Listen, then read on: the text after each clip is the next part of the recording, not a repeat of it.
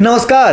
कहानी कलश में आपका हार्दिक अभिनंदन है और आज मैं कक्षा 9वीं के लिए शब्द और पद लेकर आया हूं। आपको मैं बता दूं, सीबीएसई ने मार्किंग स्कीम और प्रश्न पूछने का तरीका बिल्कुल बदल दिया है। पिछले साल से इस साल बिल्कुल बदला हुआ है। तो उसी पैटर्न पर मैं शब्द और पद लेकर आपके लिए लेकर आया हूं। अब बहुविकल्पीय प्रश्न नहीं होंगे, अब सब्जेक्टिव प्रश्न होंगे। किस तरह के प्रश्न पूछे जाएंगे ये भी उसमें दिया हुआ इस वीडियो में, और क्या क्या शब्द और पद किसे कहते हैं, किस तरह के प्रश्न बनेंगे, 25 तरह के प्रश्न बनते हैं। ये मैं सभी प्रश्नों के बारे में मैंने इसमें चर्चा की है। तो आप शुरू से अंत तक वीडियो जरूर देखिए और अपनी समस्याओं का समाधान कीजिए।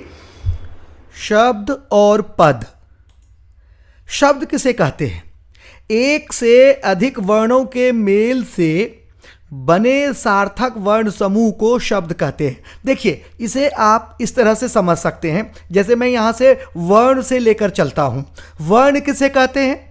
वर्ण भाषा की सबसे छोटी इकाई को वर्ण कहते हैं, और वर्ण से शब्द बनता है। तो शब्द किसे कहते हैं? दो या दो से अधिक सार्थक वर्णों के समूह को शब्द कहते हैं। वर्णों के सार्थक समूह को, वर्णों के मेल से बने सार्थक वर्ण समूह शब्द कहलाते हैं। और शब्द का प्रयोग जब वाक्य में किया जाता है तो वह पद बन जाता है। जैसे सोहन खीर, मीरा खेलता, शतरंज इत्यादि। और वर्ण क्या है? कलम कलम, कमल कमल। वर्णों के मेल से बनता है। शब्द किससे बनता है? वर्णों के मेल से बनता है। शब्द सार्थक वर्ण समूह या अक्षर समूह होता है। शब्द स्वतंत्र इकाई है। यह शब्दकोश में पाया जाता है। ध्यान दीजिए, इसके शब्द का स्थान कहाँ है? शब्द का स्थान शब्दकोश में है।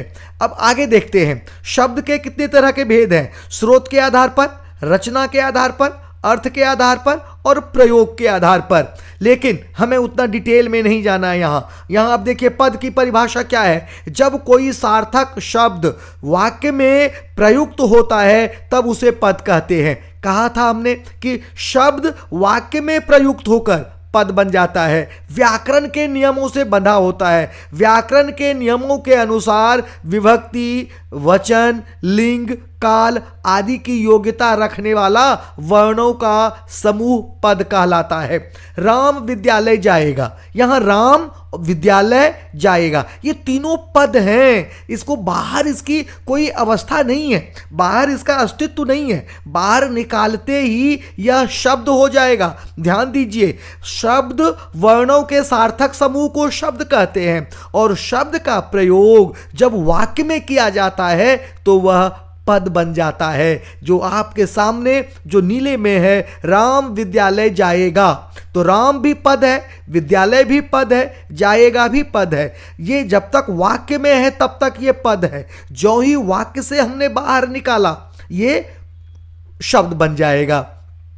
ठीक है। उसके बाद अगला है, हिंदी में पद के 5 भेद हैं। जैसे कौन कौन से? संज्ञा पद, सर्वनाम पद, क्रियापद, विशेषण पद, अव्यय पद। अव्यय पद को क्रिया विशेषण पद भी हम कह सकते हैं। आगे देखिए, आगे क्या है? शब्द और पद में अंतर क्या है? अब इसे देखते हैं। शब्द और पद में क्या अंतर है? शब्द वर्णों की स्वतंत्र एवं सार्थक इकाई है, 1। शब्द का मात्र अर्थ परिचय होता है, 2। शब्द सार्थक और निरर्थक दोनों होते हैं, 3। शब्द स्वतंत्र इकाई है, ये हमने पहले भी कहा है। तो ये 3-4 हैं शब्द के जो परिचय हैं, शब्द के बारे में जो हम कहेंगे। और पद क्या है? पद वाक्य में प्रयुक्त शब्द है। पद का व्याकरणिक परिचय होता है। पद वाक्य में अर्थ का संकेत देता है। पद का लिंग, वचन, कारक तथा क्रिया से संबंध होता है। अब ये देखिए, शब्द सार्थक इकाई, ध्यान से सुनिए, फिर से सुनिए। शब्द भाषा की ऐसी इकाई है जो एक अपने आप में स्वतंत्र तो है, लेकिन वर्णों के सार्थक समूह को कहते हैं। वहीं पर पद जो है, शब्द जब वाक्य में प्रयुक्त होता है तो वह पद बन जाता है। शब्द का मात्र अर्थ परिचय होता है, पद का व्याकरणिक परिचय होता है। शब्द सार्थक और निरर्थक दोनों होते हैं। पद वाक्य में अर्थ का संकेत देता है। देखिए, शब्द सार्थक भी हो सकते हैं और निरर्थक भी हो सकते हैं। कैसे? उदाहरण देखिए, शब्द एक मैं देता हूं, रोटी, रोटी राटी। हम क्या कहते हैं? अरे भाई रोटी राटी खा लो तो जाना। अब रोटी राटी खा लो, रोटी तो ठीक है, उसका अर्थ है, लेकिन राटी क्या है? उसका अर्थ तो नहीं है, वो निरर्थक है। उसी तरह से चिड़िया की चों चों, चिक चिक, चुक चुक ऐसी आवाज ध्वनि हो तो ऐसे शब्द तो बनते हैं, लेकिन इन ध्वनियों के, इन शब्दों का अर्थ नहीं है, कुछ निरर्थक है। उसी तरह एक और उदाहरण देता हूं। मान लीजिए कि मैं किसी के यहां जाता हूं और कोई मुझे कहता है, भाई साहब या मास्टर जी आप चाय शाय पी लो तो जाना। अब मैं वहां पे, चूंकि भाषा का मैं अध्यापक हूं, मैं कहूंगा भाई साहब आपने चाय तो ठीक है, शाय क्या है? शाय निरर्थक शब्द है। चाय सार्थक है लेकिन शाय निरर्थक है। इसलिए शब्द दोनों तरह के होते हैं, सार्थक भी होते हैं और निरर्थक भी होते हैं। शब्द स्वतंत्र इकाई है, जबकि पद स्वतंत्र नहीं है, व्याकरणिक नियमों से बंधा होता है। उसका अस्तित्व वाक्य से होता है, वाक्य में प्रयुक्त होकर वे वाक्य के नियमों से बंध जाते हैं। शब्द जो है वह स्वतंत्र इकाई है, शब्दकोश में होता है, लेकिन पद जो है वह व्याकरण के नियमों से बंधा होता है और उसका जो अपना अस्तित्व होता है वो वाक्य में पाया जाता है। पद का लिंग, वचन, कारक तथा क्रिया से संबंध होता है। ये हमने शब्द और पद में उत्तर हमने दिया है। आगे देखते हैं क्या है। अभ्यास के लिए किस तरह के प्रश्न पूछे जा सकते हैं, कौन कौन से प्रश्न पूछे जा सकते हैं। देखिए, एक तो आपसे प्रश्न पूछा जा सकता है, शब्द और पद में अंतर स्पष्ट कीजिए। ये हमने दिया हुआ है, आप फिर से सुन सकते हैं कि शब्द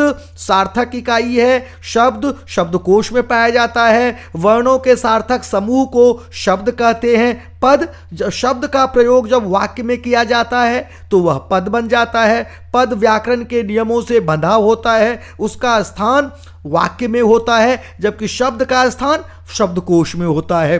दूसरा प्रश्न, सोहन घर तेजी से जा रहा है। सोहन घर तेजी से जा रहा है। अब यहाँ पे 3 सोहन घर और तेजी से ऐसे अंडरलाइन किए हुए हैं। रेखांकित पद का भेद बताइए। तो क्या होगा? सोहन क्या है, कौन सा पद है? ये संज्ञा पद है। घर संज्ञा पद है। तेजी से क्रिया विशेषण पद है। उसी तरह अगला जो है, यह महंगी गाड़ी है। रेखांकित पद का भेद बताइए। यह क्या है? सर्वनाम पद है। महंगी विशेषण पद है। गाड़ी संज्ञा पद है। तो इस तरह से प्रश्न आएंगे, इसी तरह से प्रश्न होंगे, दूसरा और कोई तरीका नहीं है। शब्द कब पद बन जाता है? तो शब्द कब पद बन जाता है, इसका अर्थ क्या हुआ? इसका अर्थ ये प्रश्न ये पूछ रहा है कि भाई शब्द कब पद बनता है? तो शब्द का प्रयोग जब वाक्य में करते हैं तो वह पद बन जाता है। शब्द वाक्य में प्रयुक्त होते ही पद बन जाता है। शब्द किसे कहते हैं? वर्णों के सार्थक समूह को शब्द कहते हैं। तो ये अभ्यास के लिए है, ये मैंने आपको बताया है। आगे जब भी आप करेंगे तो इस तरह के मैं एक और एक्सरसाइज से भरा हुआ एक वीडियो लेकर आऊँगा, जिसमें इसी तरह के एक्सरसाइज होंगे। जिस तरह के जो 90तम पाठ्यक्रम अंक विभाजन और जो प्रश्न पूछने की जो शैली विकसित की गई है, उसके आधार पर, सीबीएसई के आधार पर, नए पाठ्यक्रम के आधार पर प्रश्न और उसके उत्तर बनाकर लाऊंगा। तो जरूर देखिएगा, अगले वीडियो में मैं इन सारी चीज़ों को लेकर आऊँगा अभ्यास के लिए, आपके लिए। तो यह वीडियो आपको कैसा लगा? अगर आपको अच्छा लगा हो तो लाइक और सब्सक्राइब के साथ साथ कमेंट्स बॉक्स में जरूर कमेंट्स कीजिए। आपके कमेंट्स करने से मेरा जोश बढ़ता है, हौसला बढ़ता है और एक नए वीडियो के लिए मैं शोध कार्य में लग जाता हूं। देखिए, ये तो आप मानेंगे कि कोई भी वीडियो बनाने में शोध कार्य बहुत आवश्यक है। अगर शोध कार्य न करें तो नई से नई बातें, जो सीबीएसई नए नए पैटर्न बदलती रहती है, नए नए पैटर्न लागू करती रहती है, वो अद्यतन जानकारी लेकर मैं उपस्थित होता हूं और अद्यतन जानकारी के लिए पढ़ना पड़ता है और वह मैं शोध करता हूं, पढ़ता हूं आपके लिए और फिर नए वीडियो को लेकर आता हूं। तब तक के लिए मैं आज्ञा चाहता हूं। धन्यवाद।